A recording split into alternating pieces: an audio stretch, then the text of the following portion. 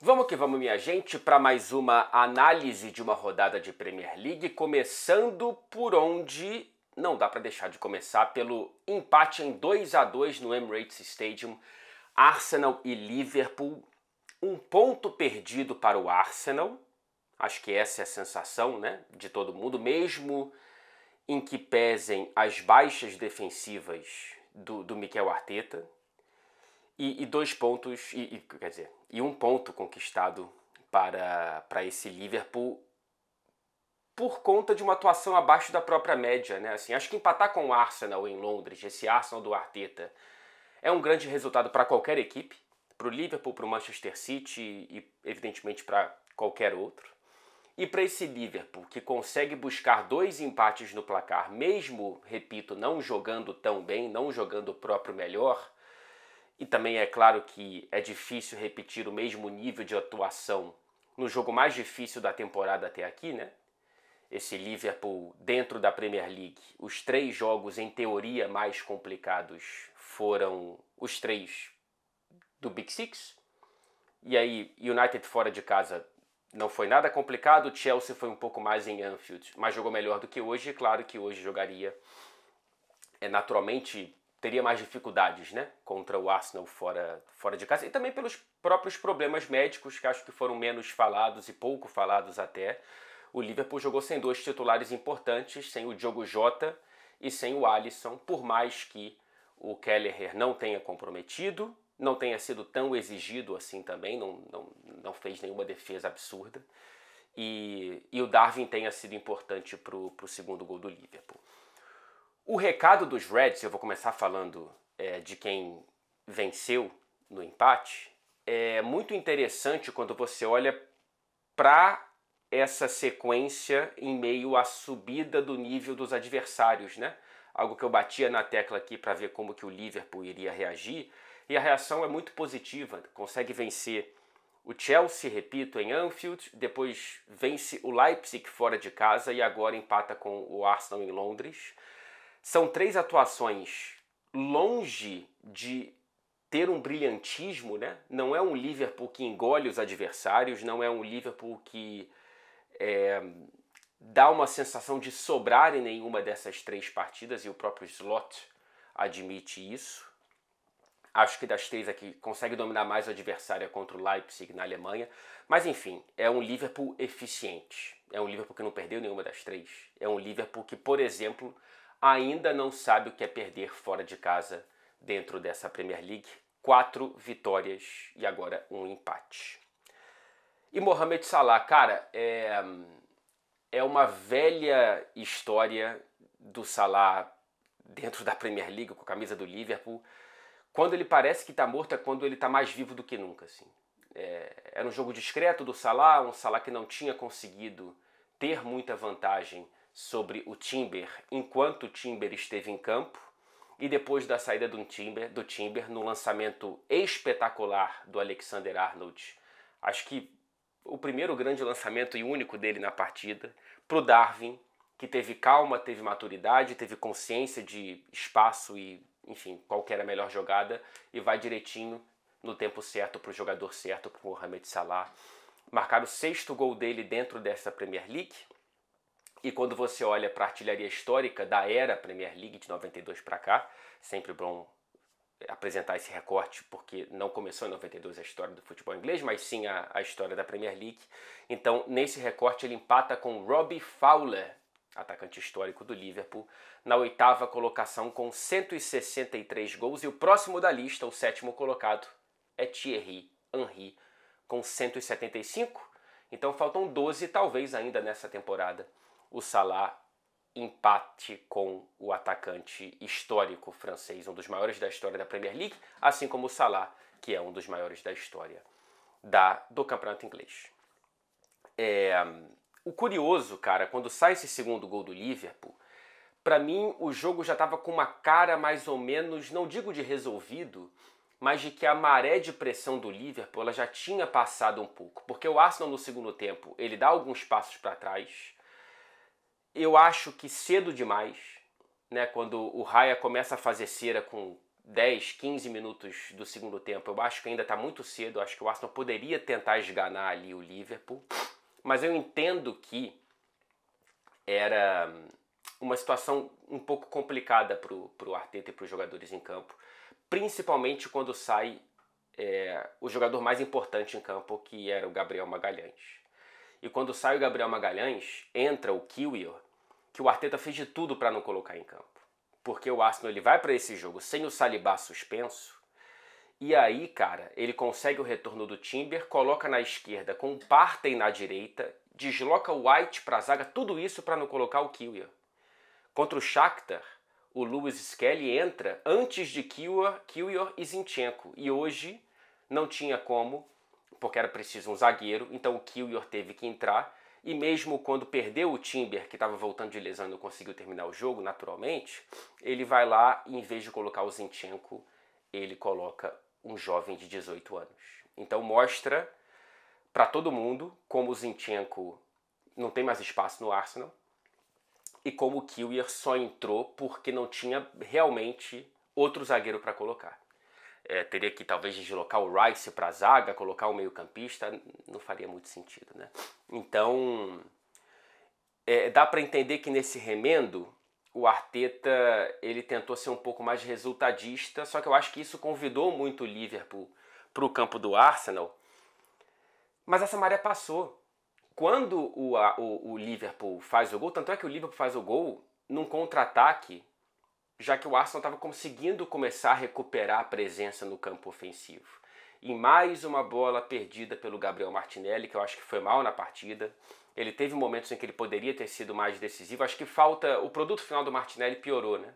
E já é abaixo do que eu espero de um atacante como o Martinelli há bastante tempo.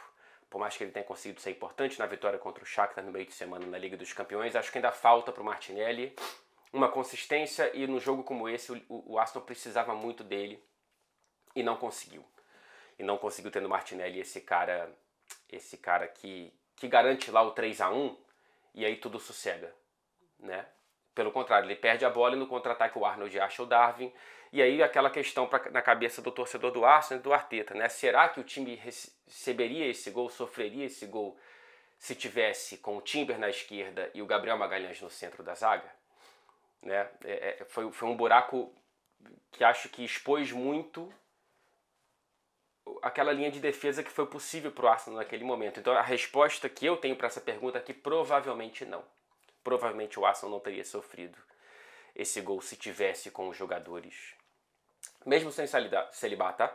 Se tivesse com os jogadores que começou a partida. Mas enfim, cara, temporada de futebol é assim, pontos corridos são assim. Você precisa ter como cobrir com um cobertor o mais longo possível. E o Arsenal tentou, mas hoje teve o azar. Acho que o Timber sair já era esperado, né? Mas o azar do Magalhães realmente foi muito... Era o pior jogo possível para ele sair, porque o Saliba não está machucado, ele está suspenso, ele volta no próximo. Enfim, justamente contra o Liverpool, então fica realmente um pouco cruel com o Arsenal. Enquanto teve pernas, o Saka foi o melhor em campo, né? O primeiro tempo foi de um Arsenal que, por mais que o Liverpool tenha começado um pouquinho melhor, depois foi 100% do Arsenal. O Saka foi o melhor em campo, enquanto teve físico, ele voltando de lesão e conseguiu infernizar ali o lado esquerdo da defesa do Liverpool. Ora o Robertson, ora o McAllister, os dois ficaram perdidinhos no primeiro tempo, correndo atrás do Bukayo Saka. E ele faz um lindo gol, num lindo lançamento do Ben White. E o Saka consegue cortar para dentro, driblando muito bem o Robertson e finalizando muito bem. Chegando a 10 participações diretas para gol em 8 jogos dentro dessa Premier League. 3 gols marcados de 7 assistências. Ele até agora é o líder de assistências da competição. E chegou a 50 gols com a camisa do Arsenal na Premier League. O mais jovem a conseguir essa marca na história dos Gunners e o 7º mais jovem na era Premier League, atrás de Kane, 6º colocado, Cristiano Ronaldo, 5º, Lukaku, 4º, Rooney, 3º, Owen, 2º e o Robbie Fowler, mais uma vez falando dele aqui no vídeo, como o mais jovem a chegar a 50 gols na era Premier League.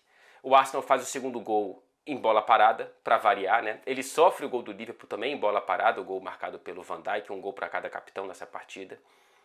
Segundo jogo seguido que o Arsenal sofre gol de escanteio, mas ele consegue marcar mais um. São 27 gols de bola parada do Arsenal desde o começo da temporada passada, disparado.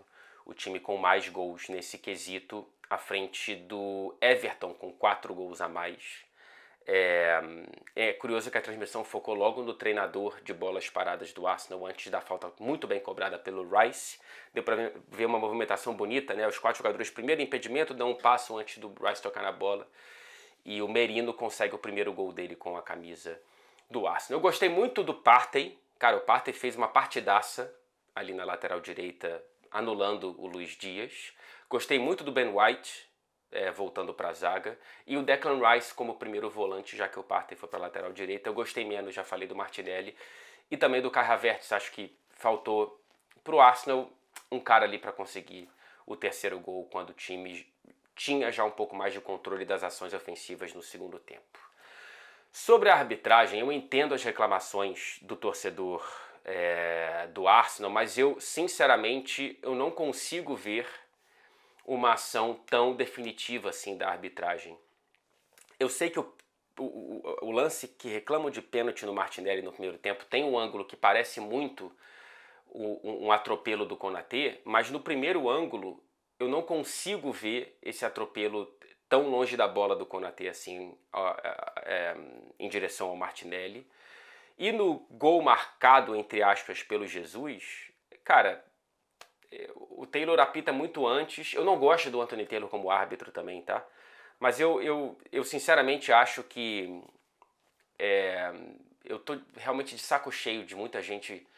A cada problema de arbitragem ou cada lance que você discorda, a pessoa entra num parafuso de que a Premier League está comprada, de que tem isso para não sei quem.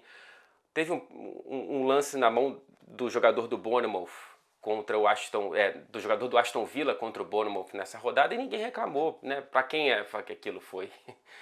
Foi para beneficiar qual clube, né? O que está por trás de cada suposto erro da arbitragem na Premier League? Quem vive dessa forma, eu realmente sinto pela saúde mental, porque deve ser um horror. Então, nesse jogo eu não consigo ver uma ação. Eu não concordo que foram erros da arbitragem. Agora, o que eu não consigo entender é como a Premier League não tem impedimento semiautomático. É uma loucura. A liga mais rica do mundo, e em teoria mais moderna, né, com a melhor estética, está traçando linha em outubro de 2024. Eu sei que as competições brasileiras também são assim, e é um problema, mas aqui é um problema ainda maior por conta disso que eu acabei de falar, né, cara? Não falta grana, não falta estrutura. Primeiro que, no início do ano, a Premier League tinha anunciado que ia implementar o impedimento semiautomático agora no mês de outubro, depois da segunda data FIFA, o que para mim é um espanto, porque a isonomia da competição já ficaria afetada. Como é que você começa de uma maneira e termina de outra, né? E aí, em setembro, falaram que existe um ponto cego na tecnologia e então ela não deve ser implementada até o próximo ano. Então vamos esperar janeiro, o que vai ter de novidade. Ou seja, mais para frente, para dividir ainda mais a temporada com uma tecnologia começando e outra tecnologia terminando. Enfim, me surpreende acharem ponto cego no semiautomático que está sendo utilizado em vários lugares do mundo de maneira muito bem sucedida. Imagina o Hansi Flick treinando um time da Premier League. Ele teria desistido do que ele está fazendo com maestria no Barcelona na terceira rodada, porque a cada traçar de linhas você esfria totalmente o jogo. Quando a gente viu os 8 impedimentos do Real Madrid no primeiro tempo serem decididos por uma tecnologia que acelera muito esse processo. E a demora para marcar o segundo gol do Arsenal, o gol do Merino, é uma vergonha, assim, é uma vergonha. A Premier League está funcionando como os Incas, os Maias e os Aztecas em pleno outubro de 2024. É inacreditável.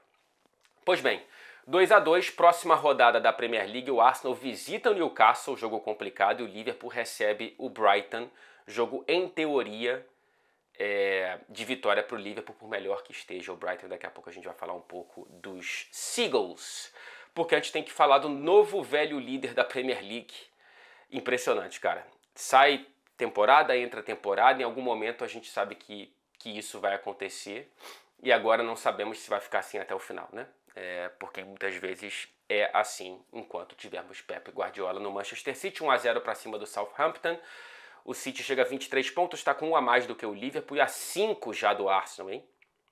Abriu 5 pontos do Arsenal esse Manchester City, que é a única equipe da Premier League ainda invicta na temporada, em todas as competições, não somente na Premier.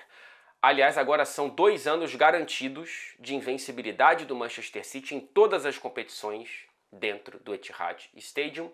Isso porque a última derrota foi no dia 12 de novembro de 2022 contra o Brentford.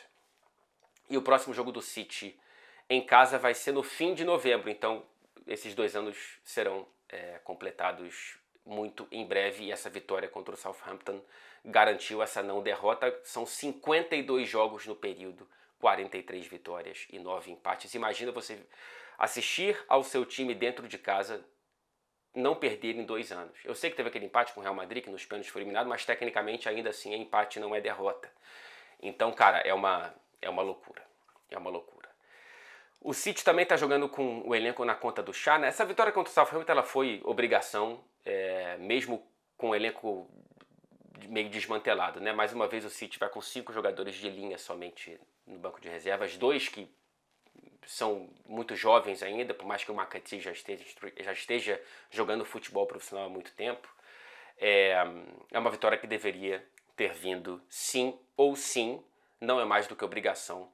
Até porque esse Southampton ainda não conseguiu vencer nessa Premier League, por mais que tenha, ou talvez porque seja corajoso, como o técnico tenta fazer o time sair jogando, pressionar lá em cima, dificultou o Manchester City em alguns momentos desse jogo, colocou a bola na trave, mas era um jogo em que, perdão por estar meio gripado, tá, mas não tem o que fazer. Era um jogo em que o Haaland poderia ter saído com 2, 3, mas sai com 1 gol marcado, numa finalização, mais uma, né? Finalização esquisita do esquisitíssimo Erling Haaland. E mais uma assistência para o Matheus Nunes, hein? Ele que agora vive um renascimento na carreira, com um nascimento em Manchester. Ele até agora não havia conseguido, acho que justificar a contratação, né? Como um jogador de fato útil para esse Manchester City, ele vem sendo. São 9 jogos nessa temporada, 6 participações diretas para gol. 5 delas nas últimas 4 titularidades. Matheus mais uma vez jogando bem. O Savinho também jogando mais uma vez bem. Ainda não conseguiu o primeiro gol dele com o Manchester City. E o Haaland chega a 17 gols em 17 jogos por clube e seleção nessa temporada. Pelo City são 14 gols em 13 partidas. E volta a marcar depois de uma seca interminável na Premier League. 3 partidas. É o artilheiro da competição, claro, com 11 gols marcados. Eu preciso rapidamente corrigir um, entre aspas, erro que eu cometi no vídeo pós-City Sparta Praga, porque eu me confundi com a confusão que a UEFA faz com gols na Liga dos Campeões. Cada hora ela solta uma lista de artilharia histórica. E a que eu peguei antes de gravar o vídeo pós-Sparta Praga, ela contava gols nos playoffs da Liga dos Campeões. Então eu errei. Quando eu falei que o próximo da lista do Haaland era o Agüero, na artilharia histórica da Champions, não, ele já passou o Agüero, porque quando a gente pega a lista só na Liga dos Campeões de verdade, pós-playoffs, a gente tem outra configuração e eu vou mostrar aqui, tá? Só para corrigir, por favor. O Haaland está na 14ª colocação, empatado com o Drogba, 44 gols. O próximo da lista é o Salah, com 45, depois tem o Pipo Inzaghi com 46, aí Shevchenko e Ibrahimovic empatados com 48, o nono Mbappé com 49, o oitavo Thierry Henry com 50, o sétimo o Thomas Müller com 54, em sexto o Van Nistelrooy com 56, aí tem um grande degrau para o top 5, Raul com 71, aí o quarto colocado é o Benzema com 90, né, um grande degrau mais uma vez, Lewandowski com 97, Messi com 129 e Cristiano 140, em teoria inalcançáveis, né? Esses 2 primeiros colocados, claro, principalmente o Cristiano. Enfim, eu queria só consertar esse ponto. E também uma outra questão que acho que eu vi viralizando muito pós Sparta Praga, que foi o lance do terceiro gol do Manchester City, que é o Akanji segurando muito a bola como isca para tirar o Sparta Praga do campo defensivo. E aquele lance foi tão bem feito que no contra-ataque do próprio ataque, o Manchester City consegue fazer o terceiro gol. Primeiro que tem muita gente falando, olha só, o Guardiola disruptivo mais uma vez. Não é verdade, tá? Do futebol que eu observo, o De Zerbi já fazia isso com o Brighton há algumas temporadas. E eu imagino que vários outros treinadores já tenham feito isso. Então não é uma ideia do Guardiola. E ele mesmo diz que não é algo prático e factível de se fazer quando, por exemplo, o adversário estiver gostando do resultado. Né? Se o City estiver empatando ou perdendo, evidentemente. Então não é um lance que vai dar para o City desamarrar jogos amarrados. Ele pode afrouxar jogos já desamarrados, como por exemplo foi nesse caso, ok? Próxima rodada da Premier League, o City visita o Bournemouth, no palco em que o Arsenal perdeu o único jogo até aqui nessa Premier, e o Southampton recebe o Everton nessa briga direta contra o rebaixamento. Vamos falar do quinto colocado, Chelsea, que venceu o Newcastle por 2-1 em Stamford Bridge. Mais um bom jogo do Chelsea. E dessa vez superando uma boa atuação do Newcastle, tá? O Newcastle ele vinha de jogos bem mais ou menos, numa falta de produtividade ofensiva estranha para esse Newcastle do Eddie Howe. Mas contra o Chelsea, inclusive, criou até mais do que o próprio time do Enzo Maresca, tá? Então, assim, ofensivamente, o Newcastle foi bem. O Reece James, que mais uma vez foi titular com os Blues, e dessa vez do lado esquerdo, com o Malo Gusto do lado direito. Curioso, né? O Cucurella, voltando de suspensão, ficou no banco de reservas. Talvez porque o Maresca quisesse proteger o lado do Gordon, mas o Anthony Gordon não jogou, se machucou de véspera, infelizmente para o Newcastle. Mas enfim, o Reece James salvou várias chances do Newcastle, inclusive em cima da linha. Então, o Newcastle teve um bom jogo, e eu acho que isso é muito boa notícia, tá? Não conseguir pelo menos um pontinho fica um pouco cruel para o Eddie Howe, mas a sensação de voltar a criar, de voltar a jogar bem, eu acho que é quase tão importante quanto pontuar olhando, claro, só para esse jogo. Mas o Chelsea teve momentos, cara, principalmente no primeiro tempo, em que eu ficava pensando, cara, que time divertido de ver jogar. O que falta é consistência, e essa consistência ela não é fácil de adquirir. Ainda mais que o Chelsea até aqui, nessa temporada, tem escalado o time com a menor média de idade da era Premier League. Impressionante. Da era Premier League. Então, com a pouca idade, também vem a falta de maturidade e a falta de consistência. Mas quando o Chelsea consegue jogar o melhor futebol que pode apresentar até aqui, é um time muito divertido de se ver jogar. E que tem, para mim, minha opinião, tá? Questão subjetiva, o jogador mais divertido de se ver jogar neste momento da Premier League, e talvez o mais divertido de se ver jogar desde que ele saiu do City para ir para o Chelsea. Com todo respeito a Bukayo Saka, Mohamed Salah, Kevin De Bruyne, etc e tal, isso só para falar de jogadores do setor ofensivo, tá? Porque, cara, é subjetivo, repito, mas eu realmente acho muito divertido ver o Cole Palmer jogar bola. Hoje ele teve momentos brilhantes, cara. O passe dele pro Pedro Neto dar a assistência pro primeiro gol do Chelsea, mais um gol do Jackson, que daqui a pouco eu falo dele, é primoroso, é mágico, é genial. Né? Eu ainda não sei se o Cole Palmer vai ser um gênio do futebol, está muito longe disso, mas o passe é genial. Né? O passe é de gênio. Mas o Cole Palmer ele tem traços de um jogador que promete muita coisa grande para essa carreira. E eu sempre fico meio assustado com o grau de qualidade e com o quanto ele não parece jogador de futebol. Né? O físico do Cole Palmer é de qualquer coisa menos de um jogador de futebol, ainda mais com a qualidade que ele tem, cara. É impressionante, impressionante. Ele chega agora a 7 gols nessa Premier League, ele marcou o segundo do Chelsea, né?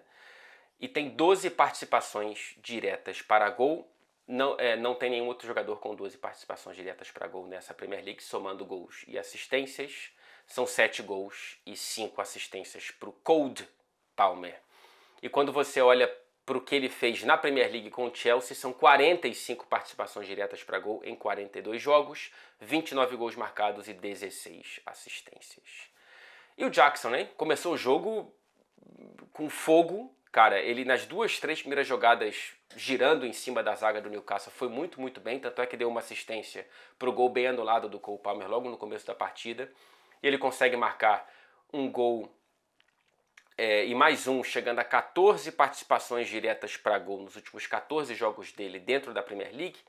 10 gols marcados e 4 assistências nesse recorte. E é o 5º atleta a chegar mais rapidamente a 20 gols dentro da Premier League pelo Chelsea.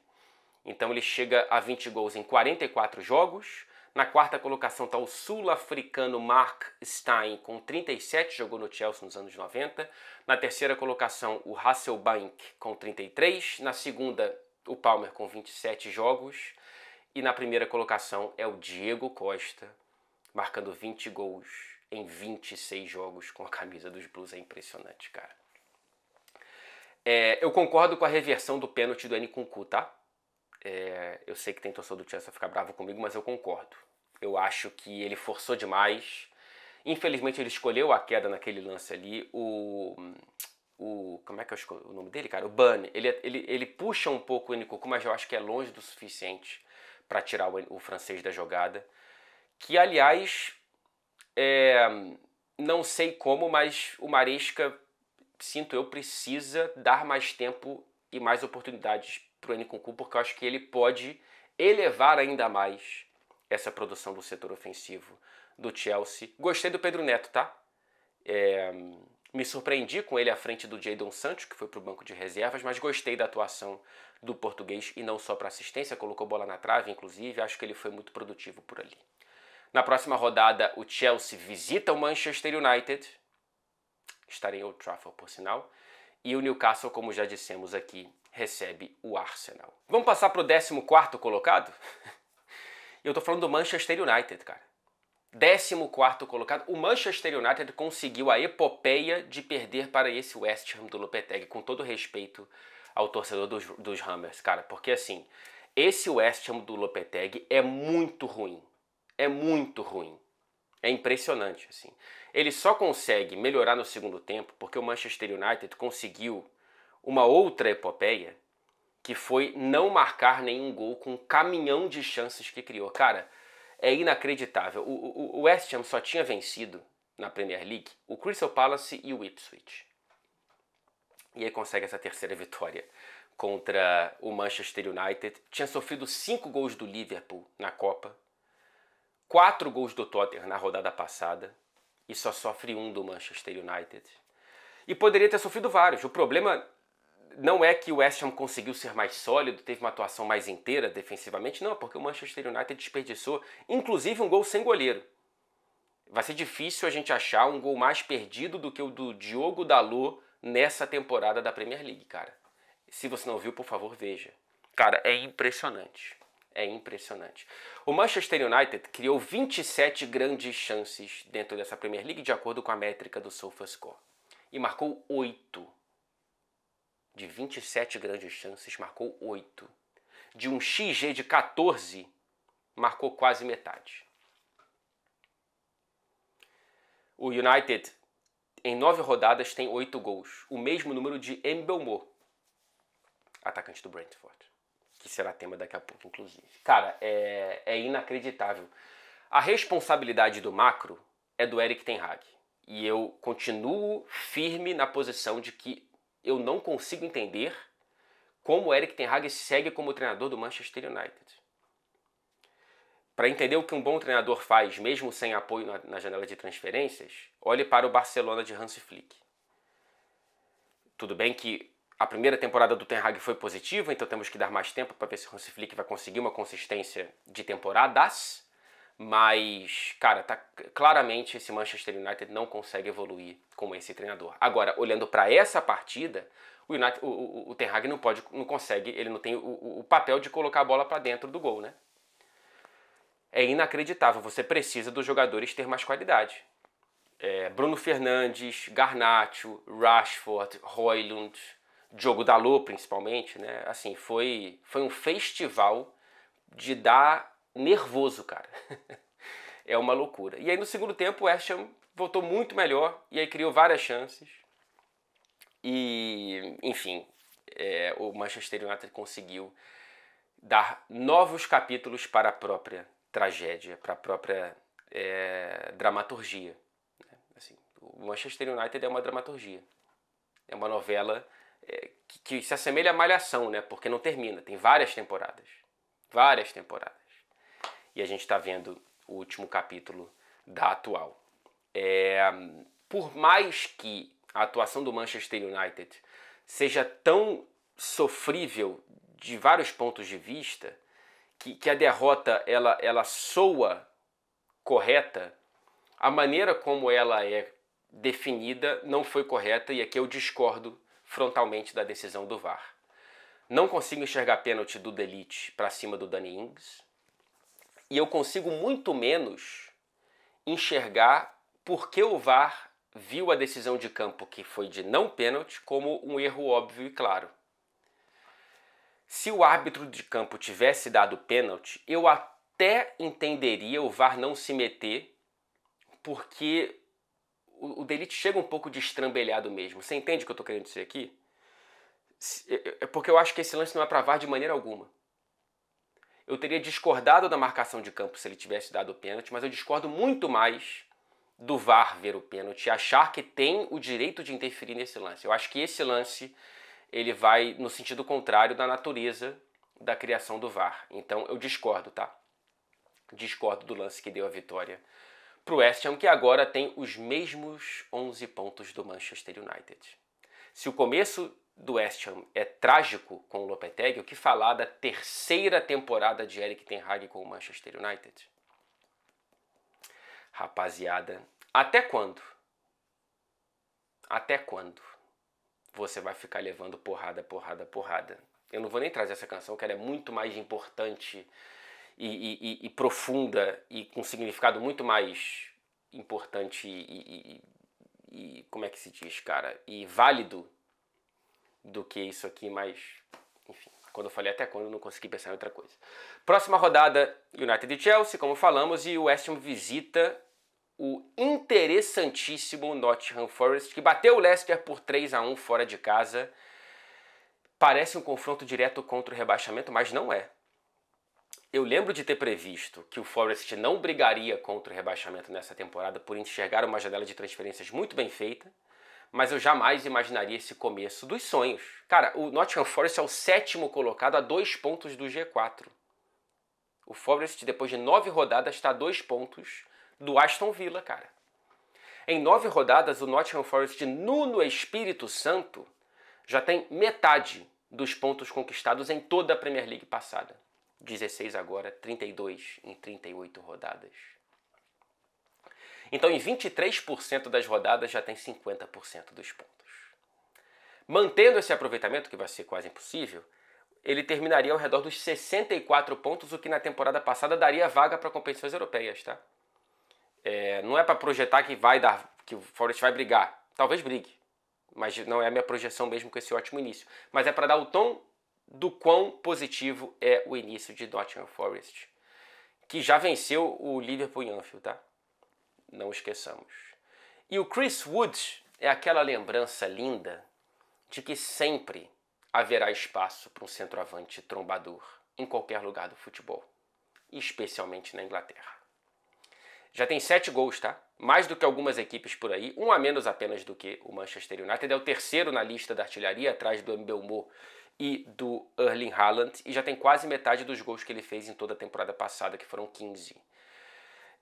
O neozelandês continua sendo importante para esse Nottingham Forest, que dá uma pancada no querido, pro coração do torcedor do Forest, Steve Cooper, hoje treinador do preocupante Leicester City. Na próxima rodada, o Leicester briga diretamente contra o rebaixamento com o companheiro da última Championship e talvez da próxima, o Ipswich, enquanto o Forest, repito, recebe o West Ham.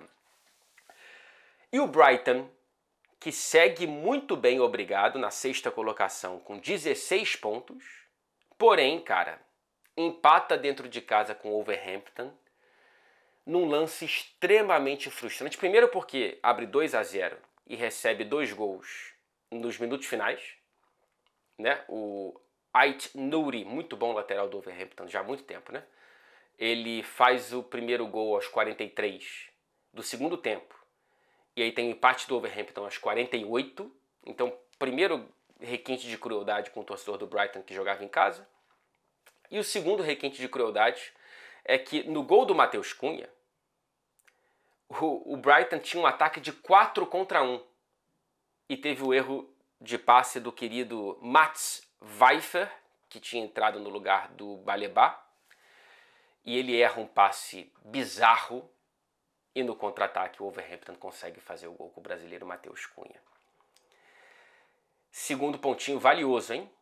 Para o Wolverhampton de Gary O'Neill, que segue como vice-lanterna nesse começo da Premier League. E observação aqui, o André foi para o banco. Não sei se só nessa partida ou daqui em diante, mas foi para o banco com o retorno de lesão do Tommy Doyle, volante revelado pelo Manchester City e que é bom jogador e jogou muito bem nessa partida contra o Brighton. Não sei, tá? Se o André será banco daqui para frente, mas nessa partida foi ele a escolha do O'Neill de ir para o banco para o retorno do Tommy Doyle. O Brighton faz 2 gols, primeiro com o Welbeck e depois com o Evan Ferguson, que volta a marcar depois de 11 meses. Você lembra do Ferguson? Que era a melhor coisa de todos os tempos da última semana na temporada passada, ou melhor, na temporada retrasada, com 17 anos, fazendo gol pra caramba, entrou numa sequência de problemas físicos e não conseguiu voltar a engatar, entrou no lugar do Welbeck e marcou esse gol. Vamos ver se é um recomeço pro ainda muito jovem, evidentemente, Evan Ferguson. Na próxima rodada, o Brighton visita o Liverpool, como dissemos, e o Wolverhampton recebe o Crystal Palace, que bateu o Tottenham, mas eu não vi esse jogo.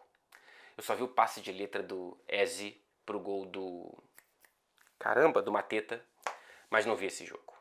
E eu quero finalizar falando rapidamente da loucura em Brentford. 7 gols para Brentford 4, Ipswich 3. E o Ipswich segue sem vencer, com 5 derrotas e 4 empates nas 9 rodadas, e saiu na frente abrindo 2-0 fora de casa contra o Brentford. Só que aí sofre a virada e logo depois tem um jogador expulso e aí vai tudo por água abaixo. Mas mesmo assim, consegue um empate, o 3-3. Aí o Brentford faz o 4º gol, o gol da virada aos 51 minutos do segundo tempo com o Mbeumo, numa falha do goleiro do Ipswich, o Muric.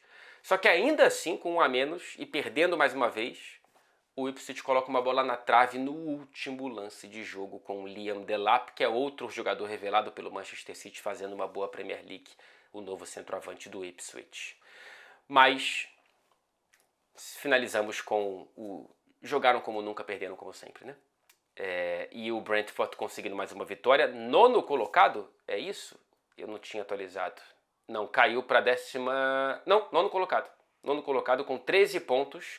Os mesmos 13 pontos do Tottenham, por exemplo. Né? Para dar o tom desse começo de temporada do Brentford muito melhor do que o começo da temporada passada. E o Mbeumo com 8 gols e a vice-artilharia. Na próxima rodada, já falamos que o Ipswich recebe o Leicester e o Brentford visita o Fulham. Foi esse o resumo da rodada, pessoal. Espero que eu não tenha incomodado demais e tenha melhorado um pouquinho o domingo de vocês, ou a segunda-feira, ou a terça-feira, se você for muito atrasado. Um beijo. E eu peço atenção para o vídeo que eu vou colocar aqui, tá? Se você ainda não assistiu, contando a história do título mais improvável e inacreditável da carreira de Sir Alex Ferguson, e não foi com o Manchester United.